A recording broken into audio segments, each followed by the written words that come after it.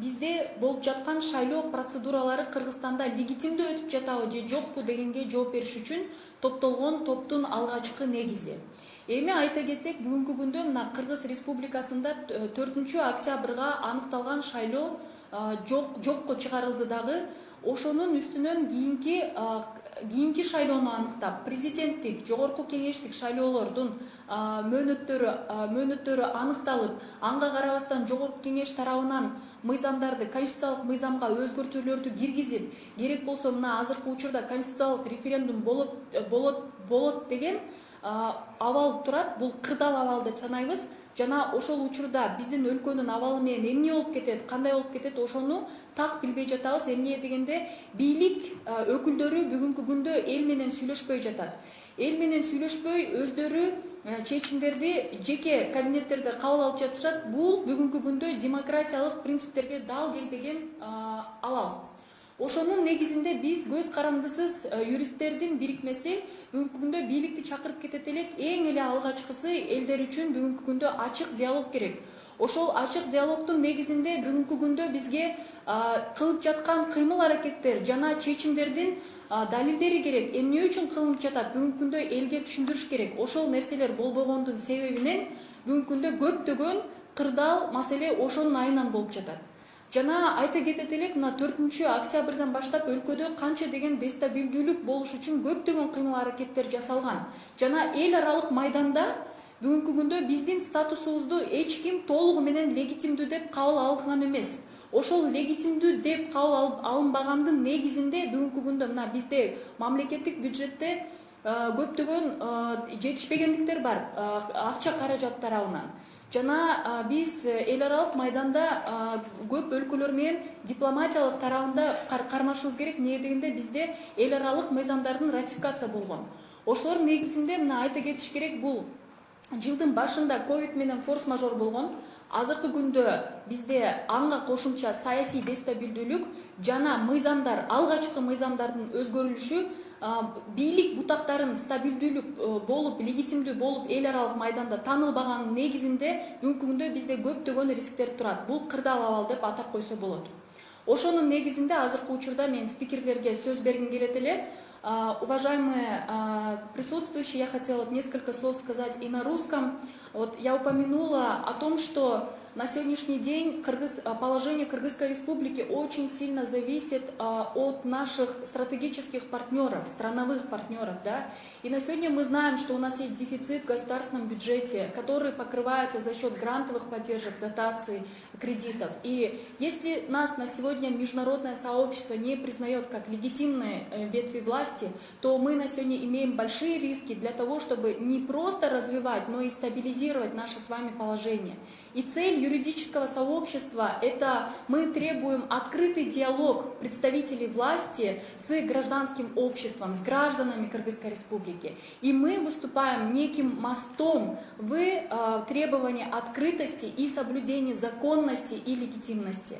И вот первое слово я хотела бы передать Искендеру Кокееву, который является юристом правовой клиники «Адилет», который нам сможет рассказать о законности и конституционности, а точнее говоря, легитимности принятия поправок в Конституционный закон о выборах депутатов Жогорку Кеңеш Кыргызской Республики и президента Кыргызской Республики. Азыркы учурда сөздү Искендер Кокеев деген юристке өткөрүп бергим келди эле. Ушул жерде Жогорку Кеңештин депутаттарынын жана Кыргыз Республикасынын президенти шайлоо жөнүндөгү конституциялык мыйзамга өзгөртүүлөрдү кабыл алуунун мыйзамдуулугу жана конституциясы легитимдүүлүгү жөнүндө ошонго киргизилген Жогорку Кеңеш тараптан өзгөрүүлөр боюнча канчалык бул туура же туура эмес кадам, мыйзамдык бир гана ба деп атап койсок болот. Ошол боюнча Искендер Кокеев.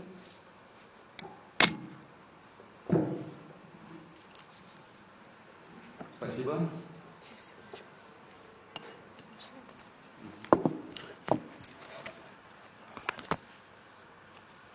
Здравствуйте, уважаемые представители средств массовой информации, общественности. Меня зовут Искендер Кокеев, являюсь старшим юристом правовой клиники «Адилет». Мы на днях подготовили и распространили в СМИ наш правовой анализ Конституционного закона о приостановлении действия некоторых норм Конституционного закона о выборах президента и депутатов, который, как вы знаете, как сообщается, 22 октября был принят сразу в 3 чтениях и в тот же день подписан президентом. Суть данного закона заключается в том, что будет, как предполагается, будет перенос проведения парламентских выборов, как указано в законе, до 1 июня 2021 года и до проведения в связи с проведением конституционной реформы. Таким образом, этот закон фактически продлевает полномочия Джохор Кенеша более чем на 7 месяцев и как бы заявляет о том, что в ближайшие месяцы будет проведена конституционная реформа.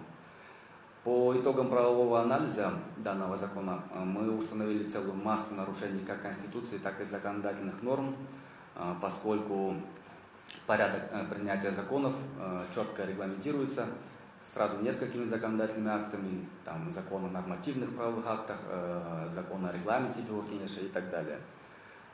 Прежде чем перейти к непосредственно анализу, хотелось бы напомнить гражданам, что любой закон, он обязывает нас, всех граждан, и власть, и общество, и государственные органы соблюдать некие правила. То есть юридическая сила этого закона точно такая же, как и Уголовного кодекса, и Налогового кодекса. Поэтому в законе установлены очень четкие и жесткие правила по их принятию и обсуждению. В первую очередь, что касается продления полномочий Джохор Кенеша 6-го созыва. Дело в том, что по Конституции полномочия Джохор Кенеша составляют только 5 лет. Там не написано, что 5 лет и 6 месяцев, или 7 месяцев и так далее. Кроме того, Конституция не позволяет переносить дату выборов и не позволяет продлевать полномочия депутатов Джохор Кенеша. Уже только с этой точки зрения данный закон прямо противоречит Конституции и, следовательно, не может иметь юридической силы. Здесь можно по аналогии привести пример с полномочиями исполняющего обязанности президента. Любое лицо, которое исполняет обязанности президента по Конституции, его полномочия, они гораздо уже, чем полномочия президента, который был избран посредством выборов. То же самое и здесь. Если полномочия Джохор Кенеша истекают послезавтра, 28 октября 2020 года, то после этой даты Джохор Кенеш уже не будет правомочен, не будет иметь права принимать какие-либо решения, законы, назначать выборы, назначать референдум и так далее. Следующий момент – это международный стандарт прав человека и конкретная норма в Конституции, которая гарантирует гражданам право на участие в обсуждении и принятии законов. Там прямо так черным по белому и написано в Конституции. Это право более детально регламентируется в законодательстве, согласно которому при принятии законов депутаты, правительство, они обязаны, это не их право, они обязаны организовать общественное обсуждение, показать людям конкретный текст законопроекта, показать справку обоснования, для чего он нужен, что предлагается, какие последствия последуют после принятия этого закона. Срок общественного обсуждения должен составлять не менее 1 месяца, за исключением условий обстоятельств непреодолимой силы, кстати, на которые ссылаются разработчики этого закона. Однако обстоятельства непреодолимой силы в данном случае не могут иметь место, поскольку по закону к таким обстоятельствам относятся стихийные бедствия, какие-то природные катаклизмы, землетрясения и так далее. Как видно сейчас, общественная обстановка уже примерно с 14-15 октября была восстановлена, я имею в виду общественный порядок, безопасность, деятельность государственных органов. Поэтому в данном случае говорить о том, что имеют место какие-то чрезвычайные обстоятельства, не представляется возможным. Еще один очень важный момент. По закону срок общественного обсуждения начинается на следующий день после того, как законопроект был размещен для общественного обсуждения. Это очень важный момент, поскольку данный закон был размещен для общественного обсуждения 22 октября. И в тот же день сразу был принят и подписан. Однако, опять же, по закону, если он был размещен 22 октября, то приступать к его рассмотрению и принятию Джохор Кенеш имел право только 23 октября, то есть на следующий день. Это также является существенным обстоятельством, влекущим отсутствие юридической силы у данного закона. Также хотелось обратить внимание на незаконность принятия данных законодательных поправок сразу в 3 чтениях, поскольку, как я уже сказал, обстоятельства непреодолимой силы или какие-то чрезвычайные обстоятельства отсутствовали на данный момент. И все эти нарушения Конституции, законов, законодательства делают, говорят об отсутствии юридической силы данного закона, и, следовательно, любые решения и действия властей, которые последуют во исполнении в целях реализации данного закона, они также не будут иметь юридической силы и, как следствие, легитимности. Спасибо. Эскердер чоң рахмат. Урматтуу катышуучулар, мен силерге маалымат катары айтып коеюн дедим эле. На азыркы учурда бул ар бир спикердин айтылган нерсеси бизде платформа бар, Facebook жана Instagram негизинде аталышы «Граждане за законность и развитие» деген. Бирок ага карабастан бүгүнкү күндө калтырылган почтаңар аркылуу биз бардыгыңыздарга бул маалыматтарды эмне айтылган болсо кагаз түрүндө кыргызча, орусча жөнөтөбүз. Жана экинчи маалымат катары бизде болсо деген Медина Кутбердиева деген укук отделде БШКнын укук департаментте иштеген адиси дагы отурат.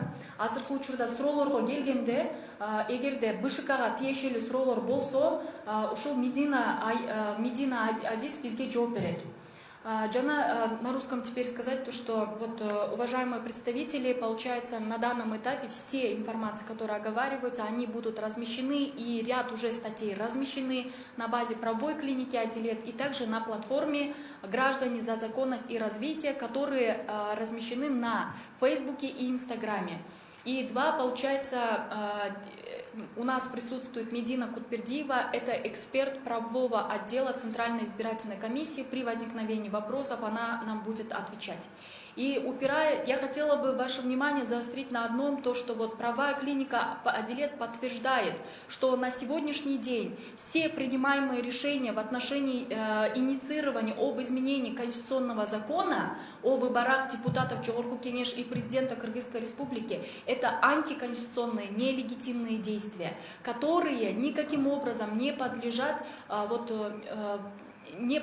логике принятых международных норм, ратифицированных на территории Кыргызской Республики. Поэтому нужно обращать внимание, если мы хотим, чтобы власть наша, страна наша была устойчивая и могла хоть как-то продвинуться на пути к развитию, нам необходимо соблюдение законности с учетом международных стандартов. Вот сегодня мы на это хотим обратить большое внимание. Власти еще не поздно опомниться. Необходимо просто приложить усилия для того, чтобы сегодня власть пошла на открытый диалог с гражданским сообществом, с юридическим сообществом и открыто изъяснялась перед гражданами.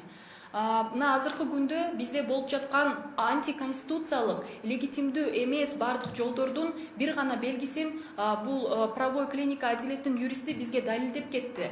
Бүгүнкү күндө Жогорку Кеңеш тарабынан кабыл алынган мыйзамдар, бул мыйзамдардын толугу менен процедуралары, эч нерселери каралбаган. Ошондуктан биз айта кетебиз, бийлик тараптан кылынып жаткан кыймыл-аракеттер мыйзамсыз деп. Ошондуктан бүгүнкү күндө бийлик өкүлдөрүн биз чакырат элек ачык диалогко.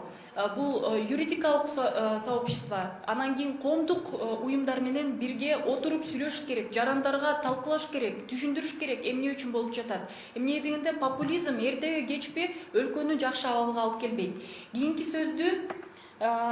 сөздү мен Сания Тактагазиева конституциялык укук боюнча экспертке берет элем. Жана Сания бүгүнкү күндө ошол болуп жаткан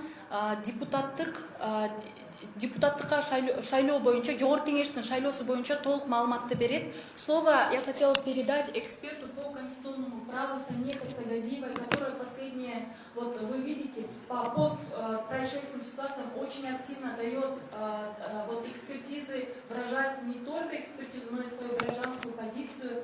И у нее тема по повторным выборам Жогорку Кеңеш. Рахмат, саламатсыздарбы? Азыркы учурда Кыргыз Республикасынын бийлигинин легитимдүүлүгүнүн кризиси болуп жатат да. Башкача айтканда, бардык мамлекеттер, эл аралык уюмдар биздин бийликти тааныбай жатат. Ушул кризистен чыгуу керек. Бул кризистен чыгуунун эң негизги жана жападан жалгыз жолу болуп, бул конституциянын жана мыйзамдын негизинде кайрадан Жогорку Кеңештин депутаттарына шайлоо өткөзүү. Ошол себептен Борш айкомдун чечими толугу менен мыйзамдын негизинде болгон. Ушул кризистен чыгууга жасап жаткан шарт аракеттери катары баалашыбыз керек да. Эгерде шайлоону биз деген азыр жылдырсак же болбосо такыр эле башка мөөнөткө коюп койсок, бул азыркы болуп жаткан бийликтин легитимсиздүүлүгүн орчутат. Ушул кризистен чыкканга бизге чыкпай жана туңгуюкка алып келет да. Уруксат этиңиздер, азыр болсо ушул сөздөрдү официалдуу тилде айтып кетким келет да. Здравствуйте еще раз. Хотелось бы отметить, что на данный момент в рамках международного права роль демократической легитимности в процессе признания правительств становится одной из отдельных критерий. Нынешнее правительство в Кыргызстане в свете последних событий испытывает кризис легитимности власти.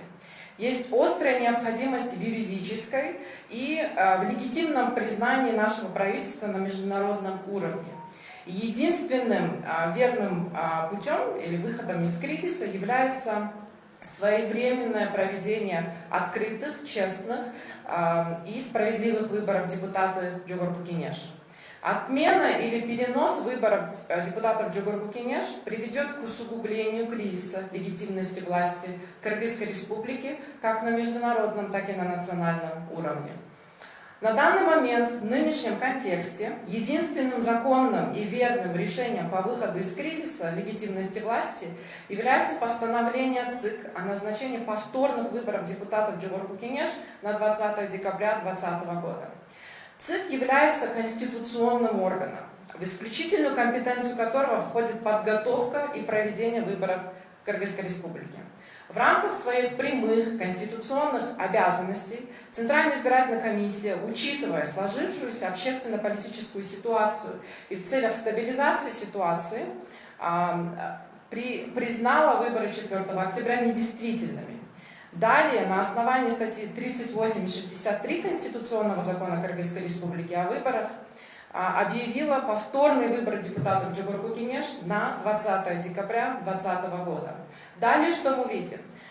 Получается, 22 октября Жогорку-Кенеш принимает крайне антиконституционный закон. Иными словами, о приостановлении действий некоторых норм в законе о выборах президента Кыргызской Республики. Почему они были антиконституционными, уже мой коллега Искандер об этом сказал. Хотелось бы также отметить, что в процессе принятия вот этого закона было очень много грубейших нарушений правил принятия законов.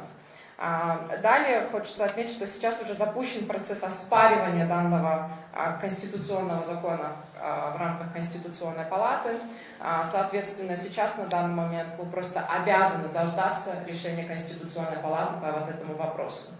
Еще хотелось бы отметить, что статья 4 закона, который принят Жогорку-Кенеш, сказал, что закон вступает в силу со дня официального опубликования и действует до проведения конституционной реформы. Данный закон еще не был официально опубликован в газете «Эркинто», что означает, соответственно, он еще не вступил в официальную законную силу.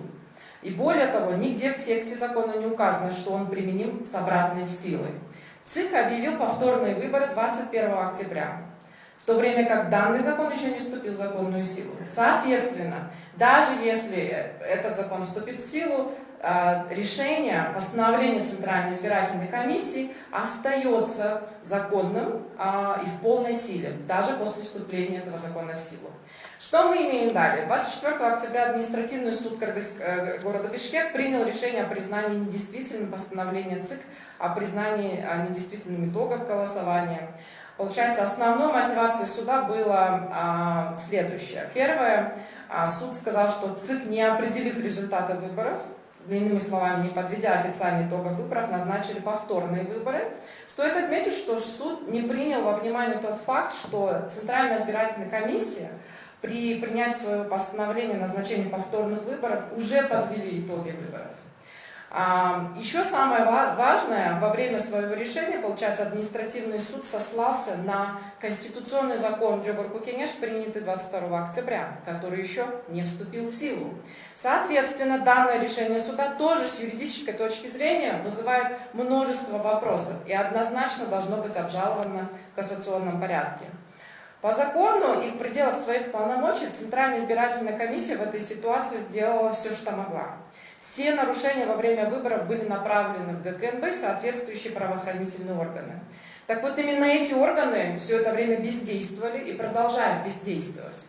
Члены Центральной избирательной комиссии наделены юридическим иммунитетом, и любое воспрепятствование работе ЦИК влечет за собой уголовную ответственность. Мы видим, что на данный день, на данную ситуацию ЦИК остается одним из устойчивых и легитимных конституционных органов Кыргызской Республики. Также мы наблюдаем за кризисом легитимности нынешней власти, как на национальном, так и на международном уровне. И единственным выходом из этого кризиса является срочное проведение повторных выборов депутатов Жогорку Кенеш. И отмена или перенос этих выборов влечет за собой усугубление кризиса легитимности. Соответственно, выборы Жогорку Кенеш должны пройти в срок, и ЦИК должен оставаться устойчивым и независимым органом. И мы, как юристы Кыргызской Республики, обязаны бороться за это, за сохранение государственного института, который на данный момент работает строго в рамках закона и Конституции. Спасибо большое.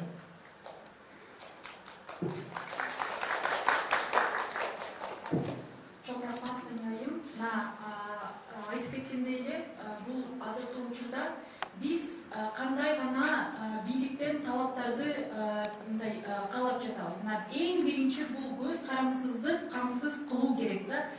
Бизде бийлик будактарына көз карамсыздык кылуу зарыл. Бул жогорку сот, конституциялык палата жана башкы шайлоо комиссиясына.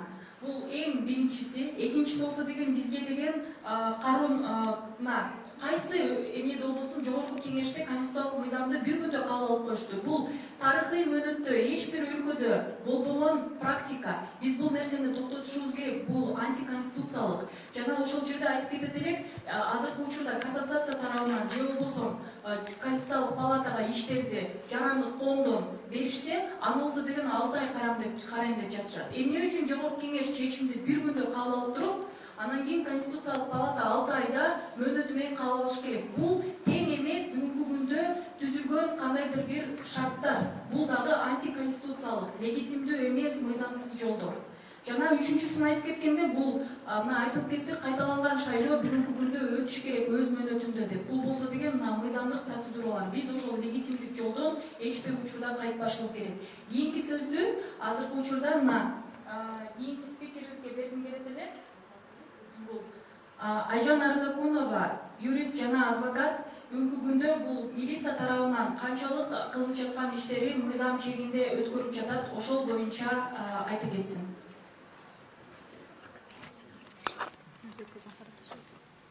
Здравствуйте, уважаемые представители гражданского сообщества, уважаемые представители средств массовой информации.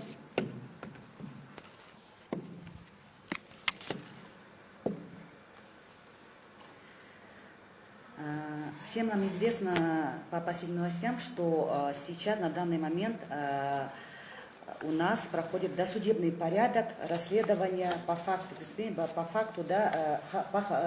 факту по статье халатность, и полностью следственные действия сейчас направлены по данному факту расследования именно на Центральную избирательную комиссию. Мы с вами прекрасно знаем, что с 2019 года по новеллам уголовного законодательства у нас есть порядок, досудебный порядок, сейчас, если раньше было возбуждение уголовного дела, сейчас у нас досудебный порядок, расследование, а потом идет уже судебные разбирательства. Как представитель органов внутренних дел озвучил в парламенте, он сказал, что по халатности дело началось по инициативе Генеральной прокуратуры, которые до этого получали разные сведения о каких-либо нарушений или преступлений, да, в период выборов. Исходя из этого, они по факту начали досудебный порядок расследования именно по статье «Халатность». Здесь необходимо, вот как только что рассказали коллеги, обратить внимание на сам орган ЦИК, что он собой представляет и какой это орган. Вообще халатность, мы знаем, это одна из должностных преступлений. В данном случае, если даже были какие-то действия, да, незаконные действия, то, естественно, следствие должно идти, мы действительно должны понять, где, каким органом были нарушения. В этой части, конечно, юристы поддерживают, что действительно по халатности следовало бы, да, следует действительно расследовать, да, данное дело до конца, довести до суда и действительно выяснить, с какой стороны, каких органов, да, была именно халатность.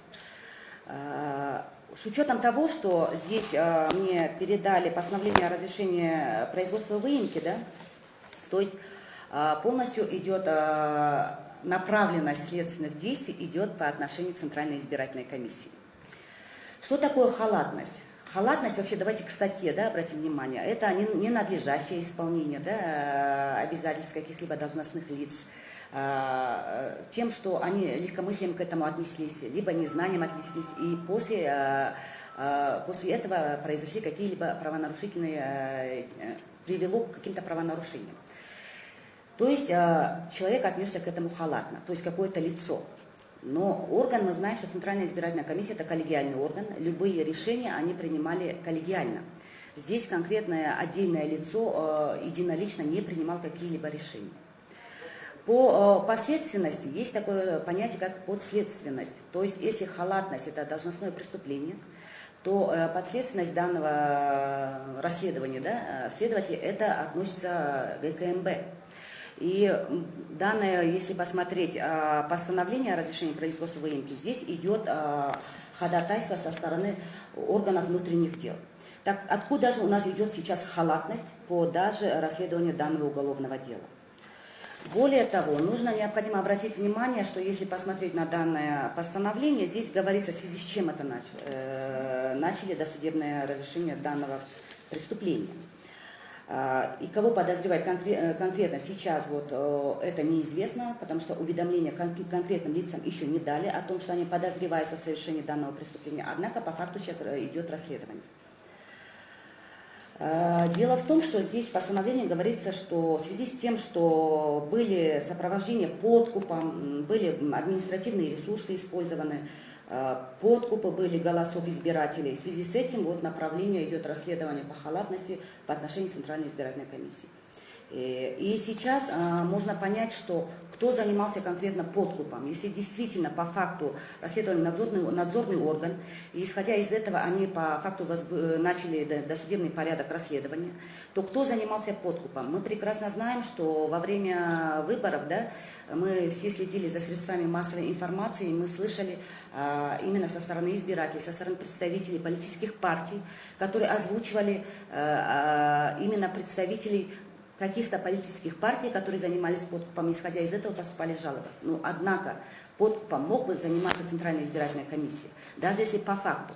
Если было бы конкретное заявление какого-то физического лица, который обратился в правоохранительные органы и говорил бы, что, пожалуйста, вот такой-то член Центральной избирательной комиссии, либо член каких-то избирательных комиссий, да, занимаются подкупом, то тогда было бы это направлено по данному факту избирательной комиссии. Более того, нужно обратить внимание на саму избирательную комиссию, вообще как она устроена, просто понять структуру, да, и понять деятельность данного органа. Нам всем известно, что есть у нас закон об избирательных комиссиях, где четко прописано, как формируются избирательные комиссии и в чем, на основании чего они работают. Центральная избирательная комиссия, она никак не направлена в интерес какой-либо отдельной политической партии. Более того, там четко написано, что в деятельность, есть один из принципов, в данном законе указано о том, что в деятельность избирательной комиссии вмешательство со стороны государственных органов, неправительственных органов, политических партий, любых физических и юридических лиц деятельность вмешательства запрещается. То есть Центральная избирательная комиссия. Почему? Так как через данный орган у нас избираются будущий, можно так сказать, руководители, простыми словами скажу, будущий президент избирается, референдумы проводятся, также избираются те же представители ветви власти, законодательной ветви власти. То бишь, этот орган должен быть в первую очередь сохранен, и этот орган, естественно, какое-либо давление со стороны государственных органов, это является определенное направление для разрушения того принципа, который расписан в законодательстве по Центральной избирательной комиссии. Независимость также, есть такое понятие, как у нас участковая избирательная комиссия, территориальная избирательная комиссия. Всем нам известно, что отдельно формируется и участковая избирательная комиссия. Это не филиал Центральной избирательной комиссии, чтобы Центральная избирательная комиссия самостоятельно кого-то назначала, и за действия участковой избирательной комиссии, как головной, да, орган, Центральная избирательная комиссия должен нести какую-то ответственность.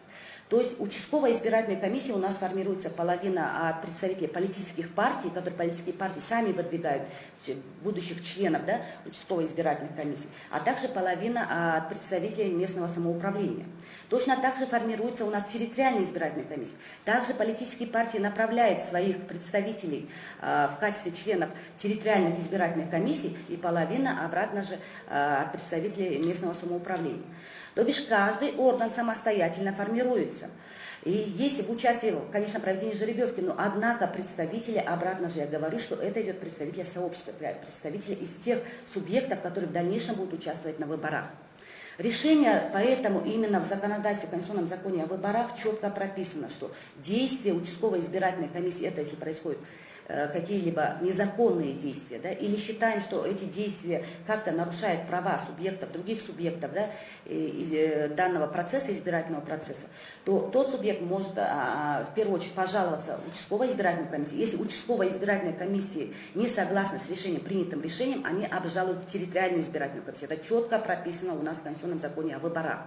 И если не согласен данный субъект, дальше не согласен с решением территориальной избирательной комиссии, то обращается в Центральную избирательную комиссию.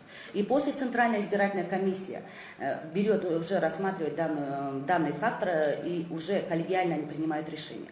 Если не согласны уже Центральной избирательной комиссии, естественно, они уже обжалуют в суд, в административный суд.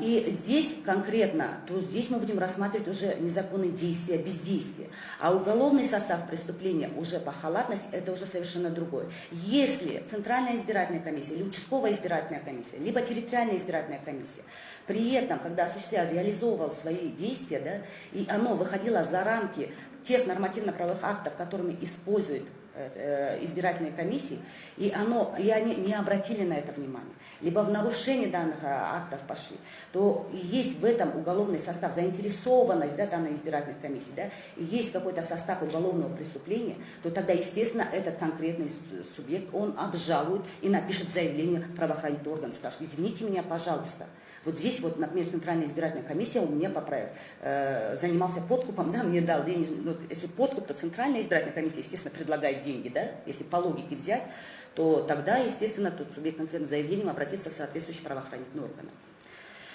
Более того, здесь четко в Конституционном законе о выборах написано по подкупу.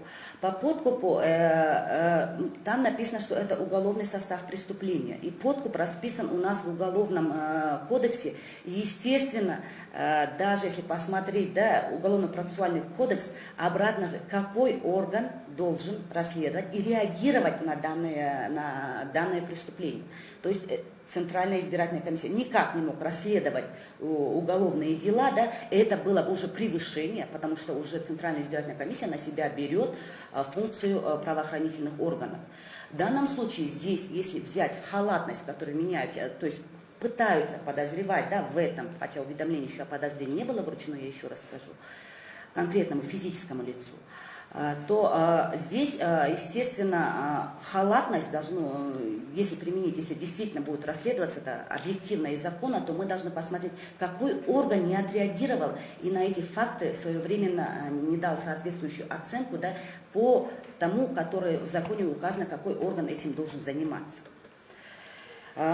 Здесь более того, что в рамках данного, да, досудебного расследования сейчас проводится выемка документов Центральной избирательной комиссии. То бишь, вот эти же органы, обратная подследственность, я вам сказала, да, вот сотрудники МВД, да, можно так сказать, идут в Центральную избирательную комиссию, то есть тот орган, который я особенность только что подчеркнула, идут в Центральную избирательную комиссию и занимаются выемкой документов, избирательных документов. Там необходимо отметить о том, что вот все документы, которые мы голосовали, во время голосования еще был ручной пересчет голосов, кроме того, как мы знаем, что используется АСУ, у нас, в отличие от этого, от многих стран, у нас, можно сказать, ближайших соседних стран, да, в этом отношении Кыргызстан передовые. Мы используем АСУ, то есть автоматическая считывающая урна, да, которая непосредственно уже дает нам предварительные результаты. И после, в любом случае, для проверки данного процесса пересчета бюллетеней, все равно с участием наблюдателей каждой политических партий идет пересчет, ручной пересчет всех бюллетеней. Это идет с участием, потому что тех лиц, которых и затрагивается интерес, в данном случае представителей политических партий. Дело в том, что после данного пересчета эти все бюллетени, и вот вы знаете, да, есть талончики, да, квитанции, которые что это доказывают, без получения данного талончика человек не сможет просто получить бюллетень и проголосовать. То бишь есть там личные данные каждого избирателя. То есть эти личные данные, вот эти маленькие талончики, а также вот эти бюллетени, они сохраняются в сейф-пакетах. Для чего? Для того, чтобы обезопасить именно данные документации, важной документации, которая в первую очередь, через которую реализовались именно и пассивное избирательное право, да, то есть быть избранным в какой-то политической партии, где идет интересы, также зафиксировано, да, при представителе было оно проверено, и также активное избирательное право, то есть избиратели, да, данные избиратели, которые проголосовали за ту или иную партию. Эти документации сохраняются в сейф-пакетах. Для изъятия, вообще для скрытия данных сейф-пакетов, если уголовное дело, не уголовное дело, а досудебное производство по делу халатности было бы начато по заинтересованности конкретного представителя политической партии, то есть по заявлению конкретного лица, что вот здесь вот произошла фальсификация, да, вот наши наблюдатели это заметили, да, вот действительно тот совершил, вот такой-то член комиссии нарушил, или другой член комиссии вот здесь вот сделал, потому что, я еще раз говорю, вся процедура происходит с участием наблюдателей всех субъектов, которые участвуют в избирательном процессе. В данном случае и политических партий, то в этом случае, естественно, данный человек или наблюдатель должен был обратиться в Центральную избирательную комиссию и сказать, вот после ручного, когда сейф-пакеты поступили, сказать, скройте, пожалуйста, вот участковой избирательной комиссии, да, такого-то УИК, например, скажем, в Джаллабаде, да, в каком-то районе, в таком-то УИКе была вот фальсификация. И мы должны это вскрыть и сейчас при вас еще пересчитать и еще раз проверить. То тогда вот именно чтобы удовлетворить, Центральная избирательная комиссия должна заседать, удовлетворить данное ходатайство, то есть заявление. И, естественно, после этого с участием соответствующих лиц и с участием наблюдателей данного лица, которые нарушены были права, да, которые считают, оно скрывается и начинается пересчет и проверка данных документаций. Но как мы говорим по факту мы говорим по ходатайству, я сейчас просто объясню, почему здесь вменяют уголовный состав преступления. Но по факту здесь меняет халатность, и в то же время представители органов внутренних дел берут, изымают вот эти все документы, сейф-пакеты. Я еще раз говорю, что это нарушение идет всех норм законодательства, которыми регулирует, да, и регулирует свою деятельность и Центральная избирательная комиссия, и в то же время в нарушении своих действий, превышение своих полномочий идет со стороны правоохранительных органов. Если дополнительно после будут вопросы, я готова буду ответить. У меня пока все. Спасибо вам, уважаемые представители, еще раз резюмируя внимание на данном вопросе, хотелось бы отметить, что Центральная избирательная комиссия прошла оптимизацию, и все системы выборные у нас электронные. И нужно отметить, что это одна из самых передовых платформ на пространстве СНГ. Да?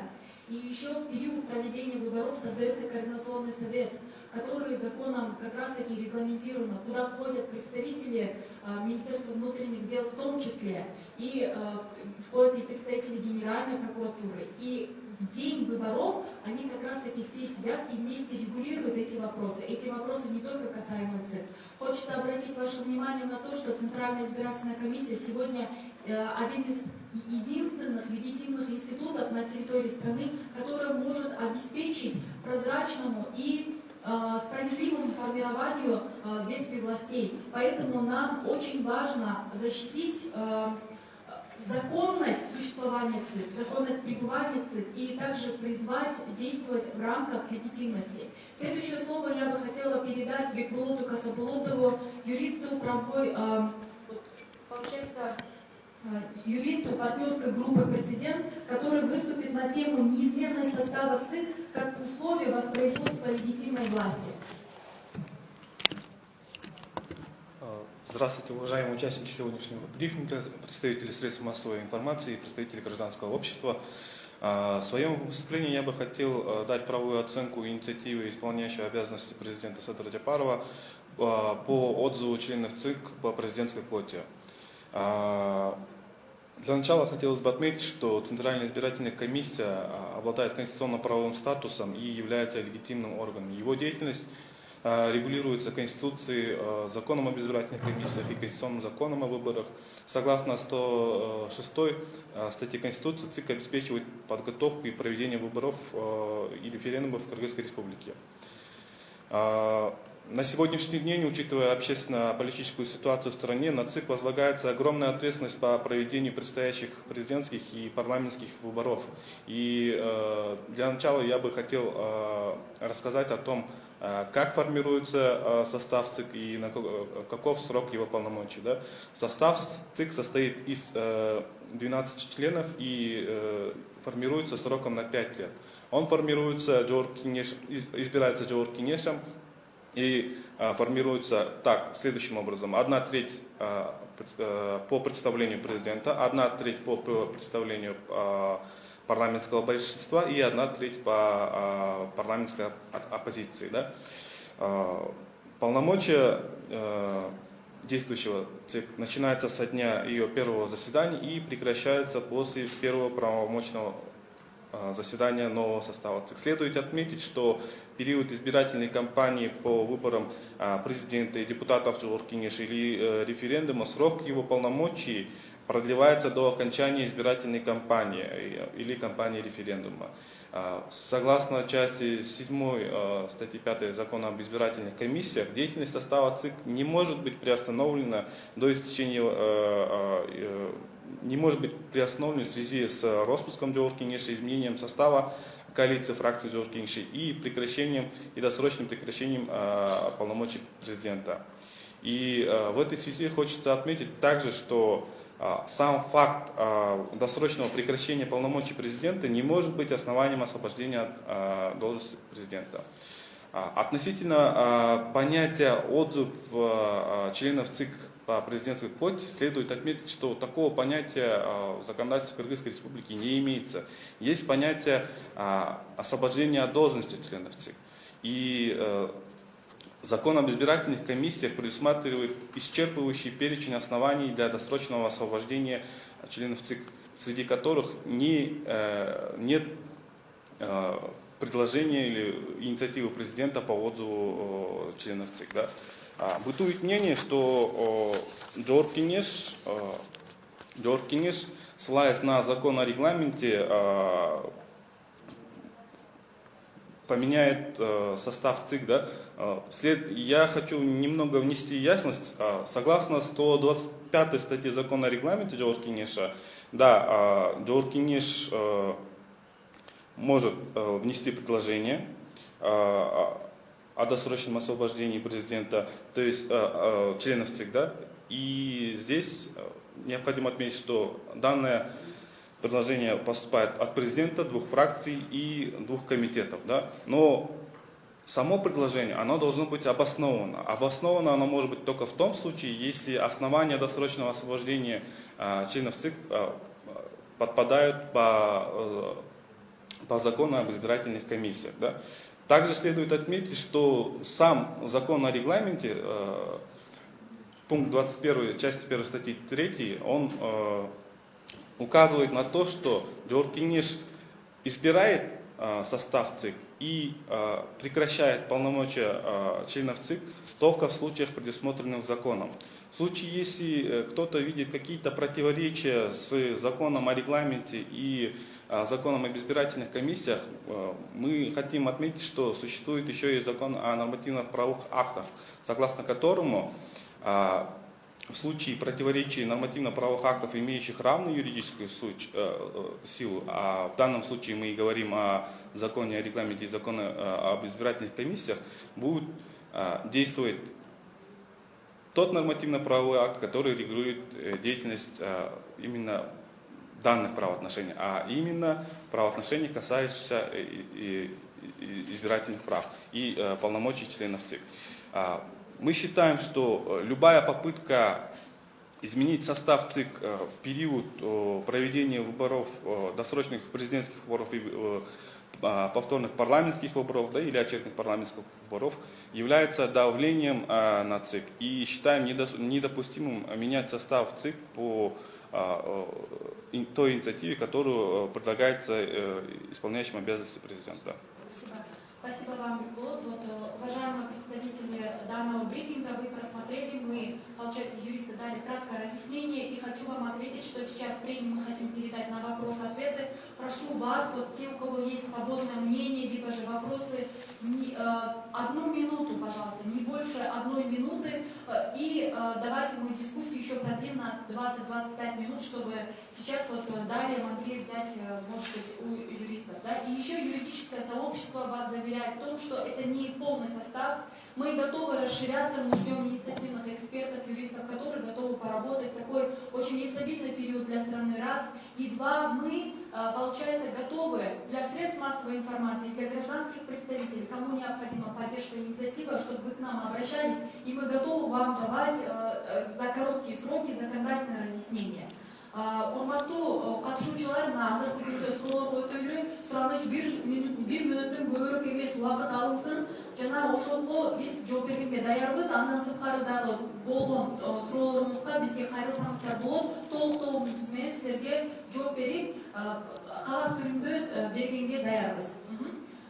Можно будет сначала мы слово дадим вам, потом вам, и потом вам, да? Ага, пожалуйста. Тату здесь тоже руку поднимает. Все, хорошо, тогда мы будем чередуя давать. Хорошо, да, ты да. Что говорите, если все хорошо. Хорошо. Тогда одна сторона здесь и одна сторона здесь мы будем задавать. Пожалуйста, сейчас можно? Первый микрофон здесь, пожалуйста. Да, представляться надо и, пожалуйста, не, вот, пожалуйста, первый ряд. Вот. Ага. Да, и дальше с этой стороны. Я являюсь председателем Совета партии «Власть народа», фамилия моя Эрназаров, имя Фонтан. Я, уважаемые юристы, хочу узнать, вот у нас есть Конституция, да, 5-я статья про узурпацию власти. Вы сейчас сделать можно заключение, что идет узурпация власти? Вот мой вопрос. Хорошо, вот эксперт по конституционному праву Саня Тактагадиева. По узурпации власти там вообще идет что?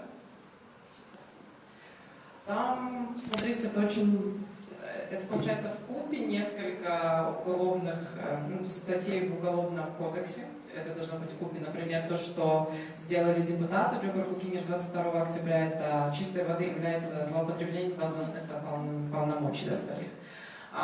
Потом, получается, нужно отдельно оценивать действия как депутатов, то, что делает исполняющий обязанности президента, премьер-министр и так далее. А так, как такой отдельной статьи в Уголовном кодексе, как узурпация власти, нет, но там есть несколько.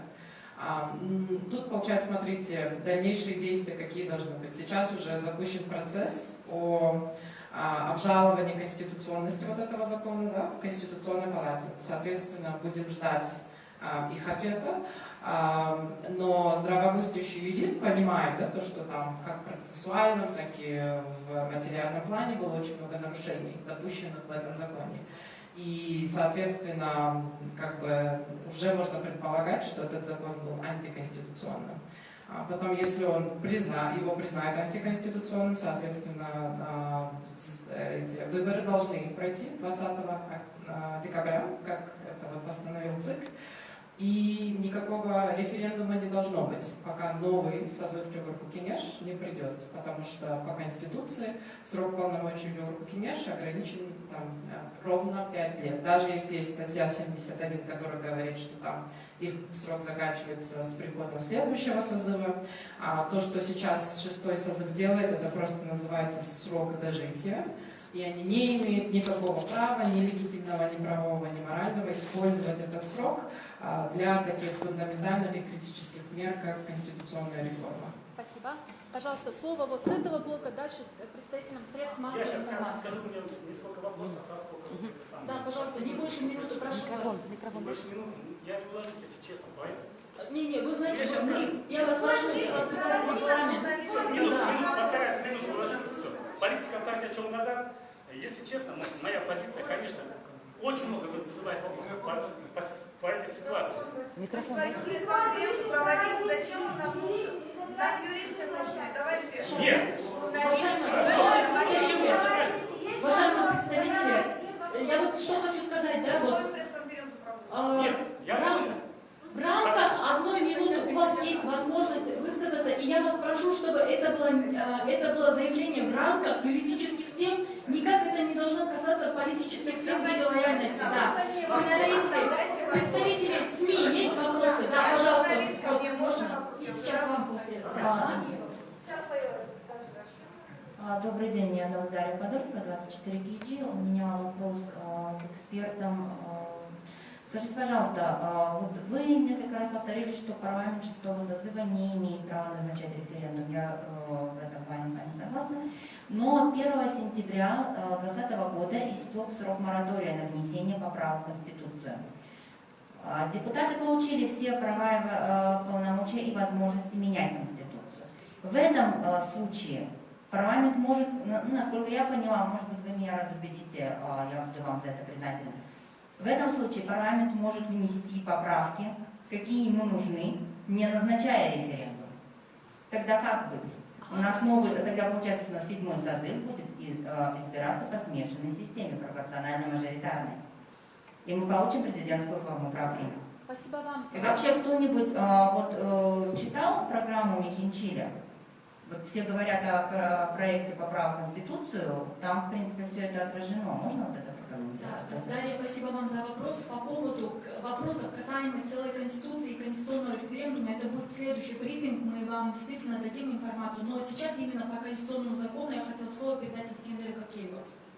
Спасибо за вопрос. Как мы уже до этого сказали, 28 октября, согласно Конституции, полномочия действующего созыва Джогорку-Кенеша прекращаются, следовательно, он не будет иметь права принимать любые решения, независимо от этого утверждения в должности какого-либо должностного лица, либо назначения референдума, либо принятия поправок об изменении в Конституцию. Дело в том, что согласно статье 114 Конституции, чтобы Джогорку-Кенеш самостоятельно мог принять такой закон, нужно не менее 5 месяцев. Да. Учитывая, что 28 октября полномочия действующего созыва закончатся, мы можем говорить о том, что он никак не успеет уложиться в этот срок. Спасибо.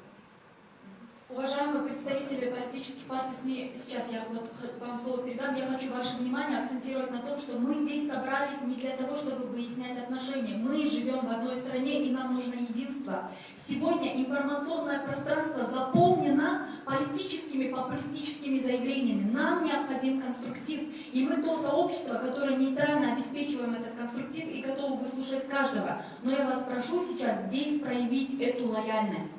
Доктор Мутели, пожалуйста. Извините, я уже сколько. Хорошо. Можно вопрос? Да, Хорошо, да, пожалуйста. Газета «Новые лица», Лейла Саралаева. Скажите, пожалуйста, уже известно, кто из юристов консультирует Садыра Джапарова, какая у них цель? И третий вопрос, если пойдет все по их сценарию, какое будущее ждет Кыргызстан? Спасибо вам, Лейла. Это хороший вопрос. На самом деле, это повестка следующего брифинга, и на самом деле, да, вот предвещает, что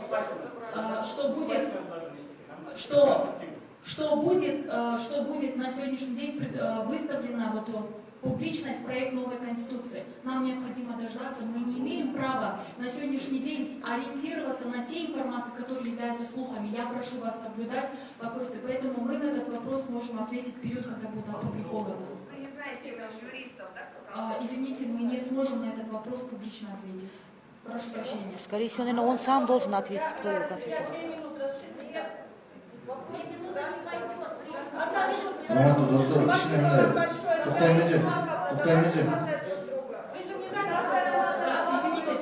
Извините, можно сейчас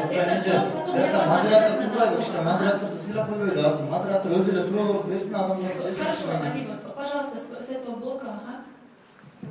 Зарисовывала как-то с медиа вопрос такой. Партия «Реформа» уже подготовила ходатайство в Конституционную палату для обжалования этого закона конституционного. Кто еще готов обратиться в Конституционную палату? Это первый вопрос. Второй. Почему вы не можете раскрыть имена юристов Садыра Джапарова? С чем это связано? То есть вы их не знаете или знаете, боитесь последствий? Вот на второй вопрос впервые я хочу ответить. На самом деле мы, юристы, должны акцентировать свое внимание только на фактах и на публично размещенных информациях.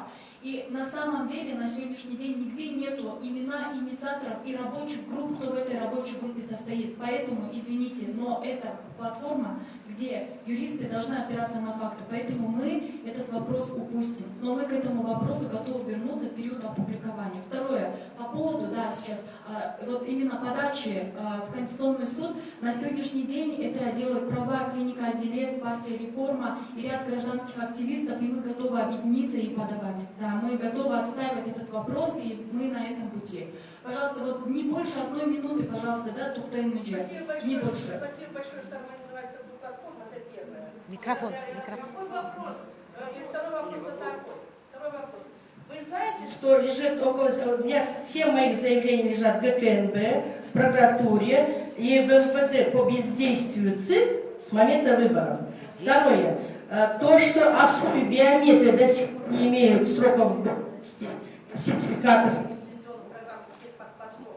Как вы на это отреагируете? Как вы готовы ли вы участвовать в выборах, обеспечить нормальную работу ЦИК с соответствующими аппаратами? Если их нет до сих пор, и против работников ЦИК сегодня рассматривается следствие, идет по форме 2, по использованию законных аппаратов, по бездействию, по отказу рабочей группы, а не ЦИК дает ответы, а рабочая группа незаконно дает ответы. Санет Автогази, вот это ответьте, пожалуйста. Можно я отвечу, потому что это мое последствие. Джана Разакунова. Только вкратце, да, пожалуйста, коллеги. Вкратце расскажу. Действие бездействия – это не уголовный состав. Дело в том, что если ЦИК бездействовал, вы должны были, сперва, если УИК бездействовал, вы должны об этом обратиться в жалобу, написать, согласно Конституционному закону, территориальной избирательной комиссии. Если территориальная избирательная комиссия бездействовала, вы должны были написать жалобу Центральной избирательной комиссии. Если Центральная избирательная комиссия бездействовала, вы должны были подать в суд. Суд, и какое решение получили в суде? Суд написал, прокуратура написала, вы, пожалуйста, покажите это. Нет, поймите правильно, что здесь идет действие, бездействие, это не уголовный состав, плюс еще раз говорю. Можно все. Вот, уважаемые представители, я желаю ваше внимание обратить вот на что. Краткий ответ на этот вопрос. Все в законном процедуре рассмотренные вопросы и претензии должны быть к уполномоченным государственным органам, правоохранительным структурам, которые должны этот вопрос рассматривать в доследственном и следственном и в судебном порядке. На сегодняшний день мы говорим о качественном, легитимном образовании ветви властей. И если мы сейчас будем акцентировать внимание на том, что не есть к этому кейсу, мы сегодня с вами делаем стратегическую ошибку внутри гражданского общества. Поэтому я вас призываю к лояльности и к нейтральности данной площадки. Мы не защищаем интересы ЦИК и каждого его члена. Мы независимое сообщество. И мы добиваемся просто легитимному, качественному образованию ветвей власти, которая признает еще и международное сообщество. Нам важно удержать в стране стабильность и его привести к развитию. Спасибо. Следующие вопросы, если есть. Да, пожалуйста, представители СМИ. Спутник Кыргызстан, Илья Карымшапов. Айта кетсеңіздер, суроо мындай болот да, буга чейин айтып жатат, парламенттик шайлоону өткөргөнгө каражат жок, анан эпидемиологиялык кырдаал ушундай шарт болуп атат деп жатат. Бирок конституциялык реформаны референдум өткөрүүгө, президенттик шайлоо өткөрүүгө болот деп жатышат. Ушул мүмкүн ба? Биринчи суроо анда болот. Ушуга кандай комментарий бересиздер? Чоң рахмат. мына азыркы учурда ошону кыскача эле айтып коелу. Мына бул бюджетте болуп жаткан азыркы учурда 27 миллиард дефицит бар. Андан сырткары бул кырдаал учурлар менен өзгөрүлгөн 42 миллиардка чейин көбөйүшү мүмкүн да. Эми ошол нерсени караганда бул алгачкы маселе болбош керек. Эмне дегенде азыр болгон бардык күчтү, туруктуу, легитимдүү бийлик бутактарын, анын өкүлдөрүн түзүү үчүн сакташ керек. Бүгүнкү күндө бул биз үчүн алгачкы кадам. Ошондуктан бул бийликтин өкүлдөрү чоң көңүл буруш керек. Мүмкүнчүлүк бар. Задайте следующий вопрос. Суроо буга чейин жанагы борборлук шайлоо комиссиясынын мүчөлөрүн президент кайра артка чакыртып алып жатат өзүнүн квотасын деп Акылбек Жапаров айтты депутат ушу парламент жыйынында. Азыр ошол эмне болуп жатат? Балким борборлук шайлоо комиссиясынын юристтери жооп береттер. Мүчөлөрүн артка чакыртып алуу аракети болдубу? Болду. Азыркы учурда специалист чакырып кетип калды. Сания Тактагазиева жооп берет. Референдумга кайрылып кетсек, азыр биз бир дагы мамлекет, башка чет мамлекет же болбосо эл аралык уюмдар Кыргызстанга акча бербейт. Эмне себептен? Анткени азыркы болуп жаткан бийлик бул легитимсиз.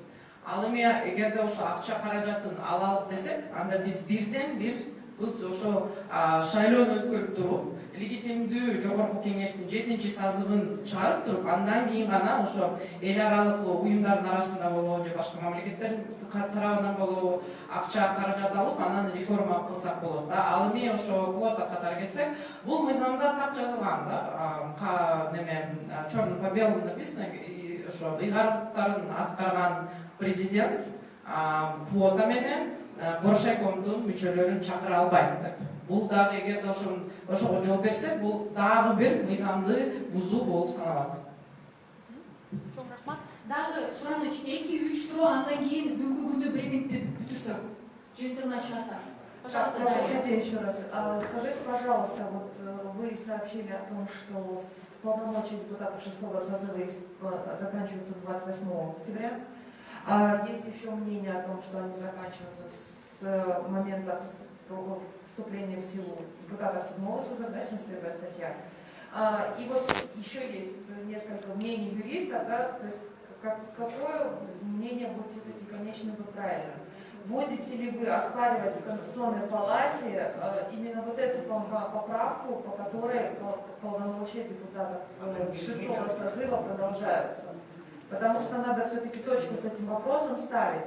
Есть куча юристов, и у этой кучи юристов куча мнений. То есть в итоге мы не знаем. То есть один трактует таким образом, мы согласны с такой трактовкой, другие трактуют другим образом, да, приводя свои аргументы. Мы тоже согласны с этой трактовкой.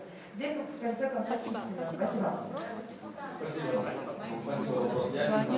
Вопрос, поскольку в Конституции есть две статьи, как известно.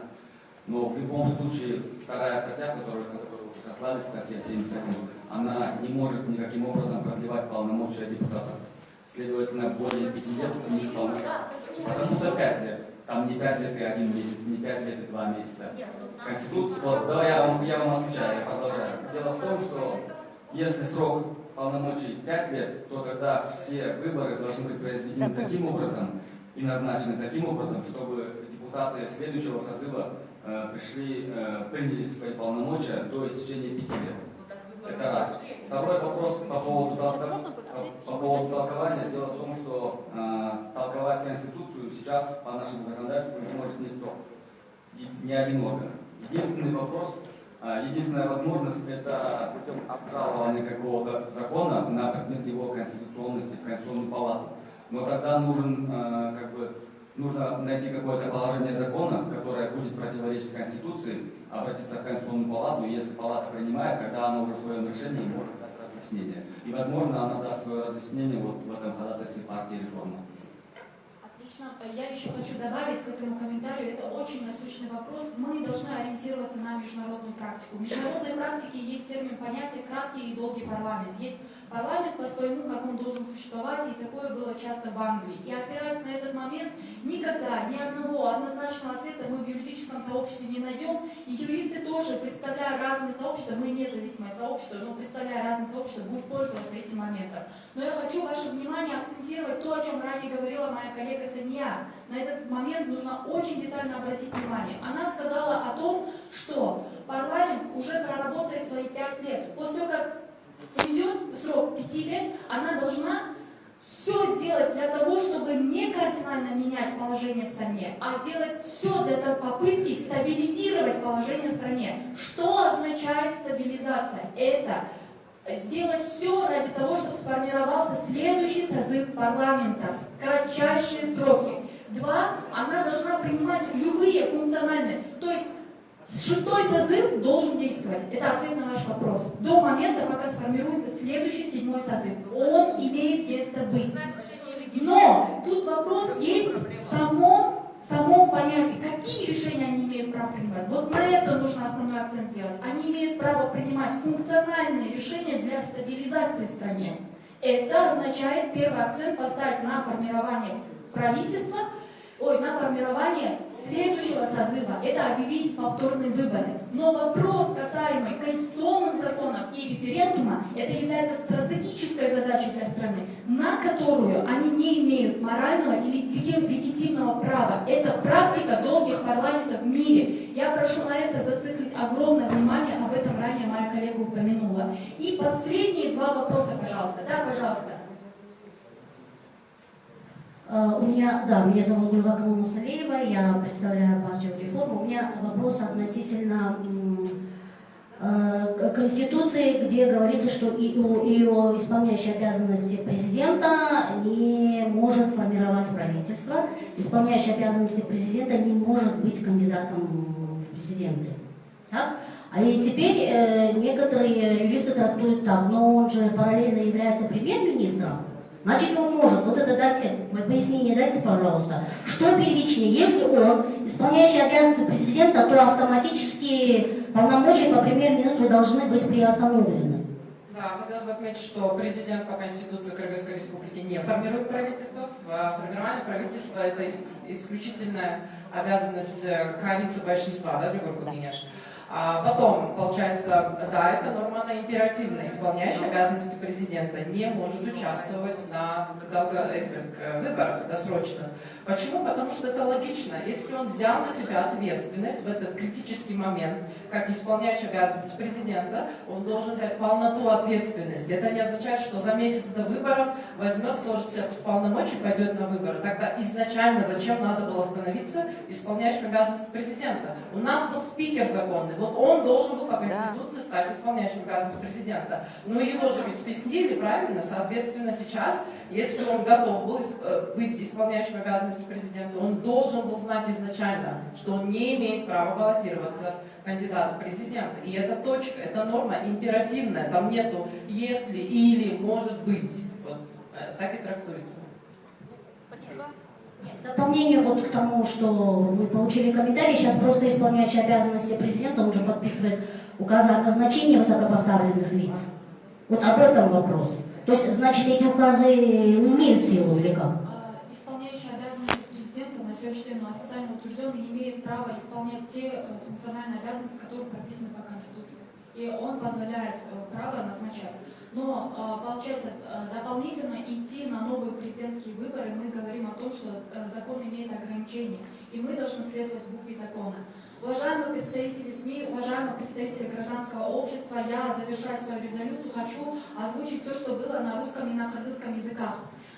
На сегодняшний день основной акцент мы ставили на то, что необходимо в стране организовать легитимные ветви власти. А для этого сегодня роль Центральной избирательной комиссии имеет важное свойство. Его необходимо оставить неизменным только по одному простому факту, потому что он должен поддерживать нейтральность. Любое вмешательство в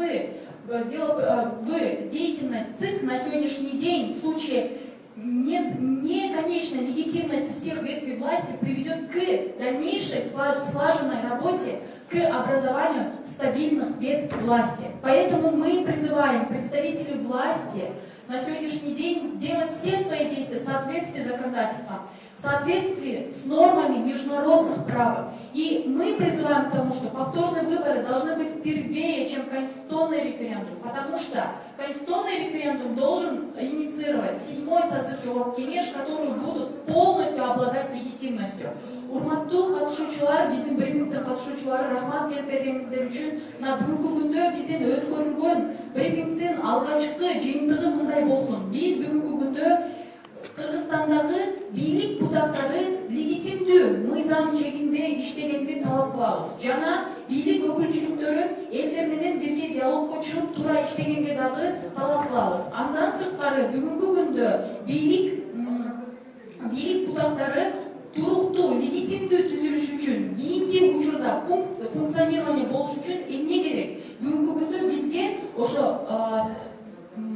башкы шайлоо комиссиясынын туруктуу иштөөсү зарыл, нейтралдуу болушу зарыл. Ал үчүн биз алардын мүчөлөрүн өзгөртпөшүбүз керек. Аларга нейтралдуу түрдө иштегенге беришибиз керек. Политический, саясий прессингди токтотуш керек бүгүнкү күндө. Жана мен айта кетет элем, бүгүнкү күндө эксперт, юристтер ким биз менен иштегиз келсе, биз келип, бүгүнкү күндө мыйзамдуулукту, конституциянын угутунда бардык процесстерди болуш үчүн талап кылышыбыз керек. Бүгүнкү күндө бул өлкөдө болуп жаткан кырдаал учурду юристтер бирикмеси биз өзүбүздүн конституциябызды сактап, ошонун милдетинде аткарганды талап кылышыбыз керек. Эл аралык майдан бүгүнкү күндө ошону талап кылып жатат. Жана алгачкы саясий партиялардын өкүлдөрүнө айта кетет элем, бүгүнкү күндө эч бириңерге биз каршы эмеспиз. Бүгүнкү күндө бардыгыбыз биригишибиз керек бир резолюциянын алдында. Эртеңки күнү силер саясий партия болуп депутаттыкка өтсөңөр дагы, жогорку кеңештин мүчөсү болсоңор дагы, бул силерге керектүү эмес иш болуп калышы мүмкүн. Эгерде өлкөдө дестабилдүүлүк болуп, бийлик узурпация болсо, ошондуктан бийлик өкүлдөрүн биз чакырат элек, ачык иштеп биз менен конституциялык нормаларды сакташ керек. Жана эл аралык майдан менен легитимдүү түрдө диалогду жүргүзбөсөк, бүгүнкү күндө мамлекетибиздин дестабилдүүлүк болуп жоголуп кетишине көптөгөн сымал мисалдар бар. Ошондуктан бардыгыбызды биримдикке чакырат элек. Чоң рахмат келип бергениңиздер үчүн. Жана кийинки брифингдер боюнча биз силерге маалыматты жөнөтөбүз.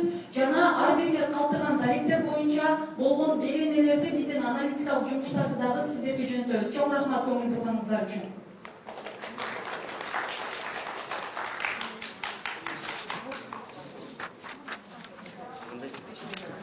Меня Да, вот, как вот, адвокат тоже.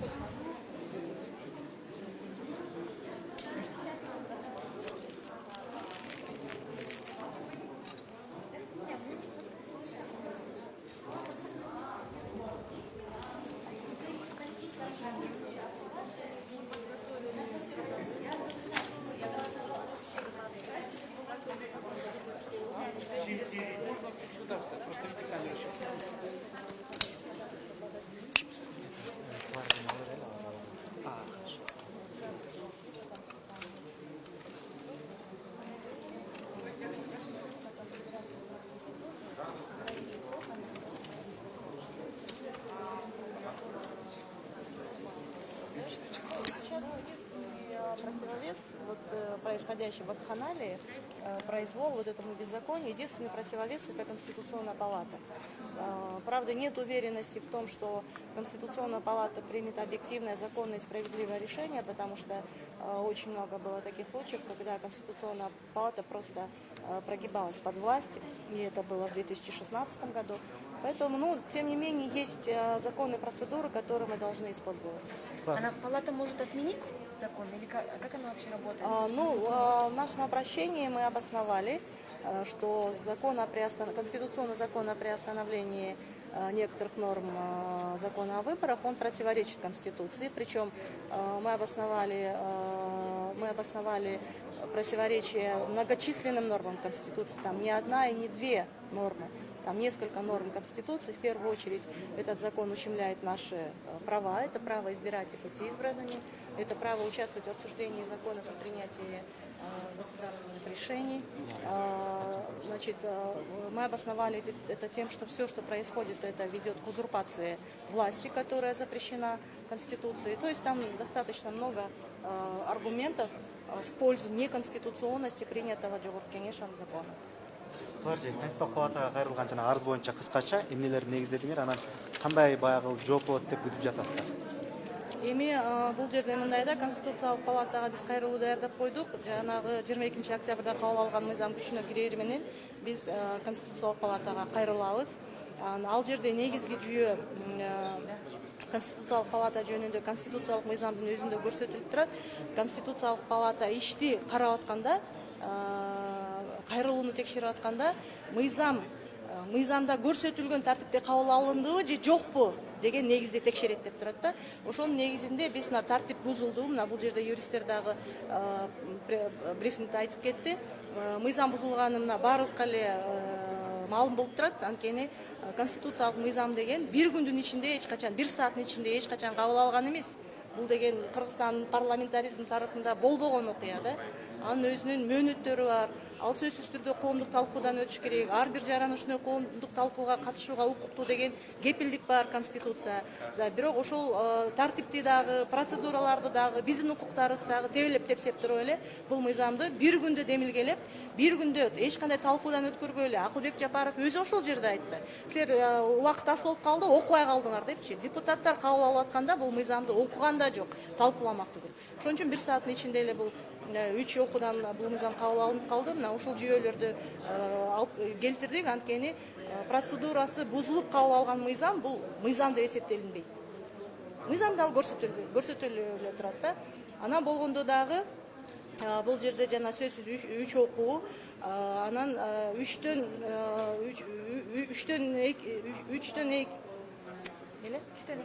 2 кем эмес ооба. Депутаттардын жалпы санынын 3төн 2синен кем эмес. Ошондо 80 добуштан ашык добуш болуш керек да. Анан мен жана Азаттыктын видеосун карап чыктым, добуш берип аткан жерде. Добуш берип аткан жерде карап чыгып, бул мыйзамга 78 депутат добуш бериптир да. Калган 4 добушту булар ишеним кат менен эсептеп коюптур. А мыйзам кабыл алып атканда ишеним кат иштебейт. Ишеним кат менен добуш берсе болбойт. Буга мыйзам өзү тыюу салат.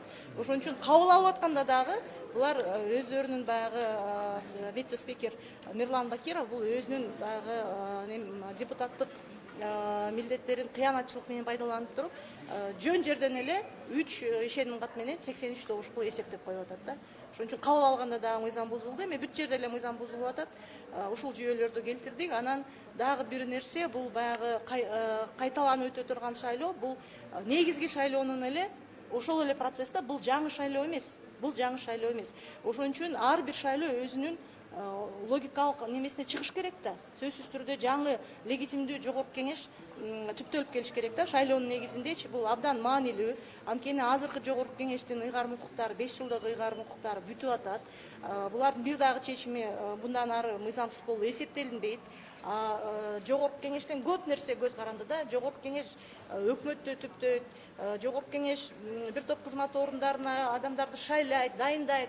Ошол себептен азыркы күндө бизге жаңы Жогорку Кеңеш мындай абдан мындай ошого мажбур болуп атабыз да, легитимдүү жолго түшүш үчүн. Анан бул жерде юристтер дагы айтып кетти, эл аралык жактан дагы таануу болуш үчүн биз азыр жаңы Жогорку Кеңешти сөзсүз түрдө шайлашыбыз керек болчу. Бирок тилекке каршы булар жылдырып койду, биз конституциялык реформа кылабыз деп. Өзүңөр ойлоп көрсөңөр, мына азыркы мөөнөтү бүткөн, болгондо дагы элдин ишенимин жоготкон Жогорку Кеңешке биз кантип ишене алабыз? Жаңы баш мыйзам долбоорун кабыл алып бергендичи.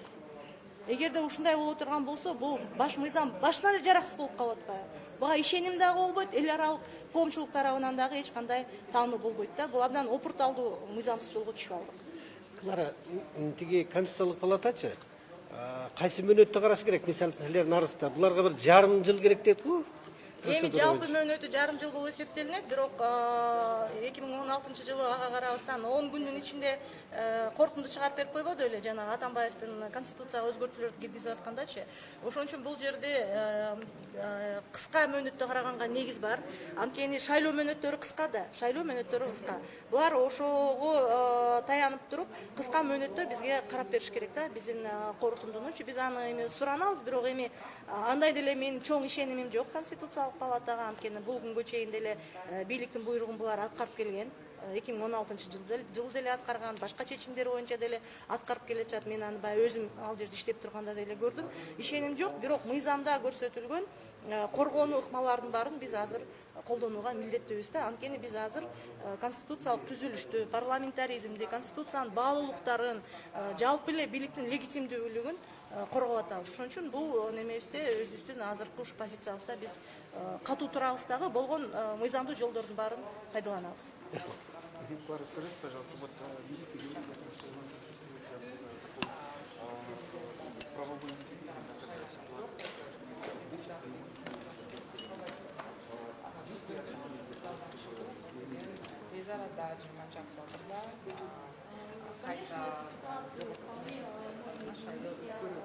Андан кийин гана ушу 7-чи чакырылыштан кийин конституциялык реформалар жөнүндө кылабыз ошол бул негиз. Анткени бир дагы мамлекет азыркы ушул учут менен кете берсе, бийликти эч ким кабыл албайт. Бул деген кайта эле ошо кризисти орчутууга алып барат. Рахмат.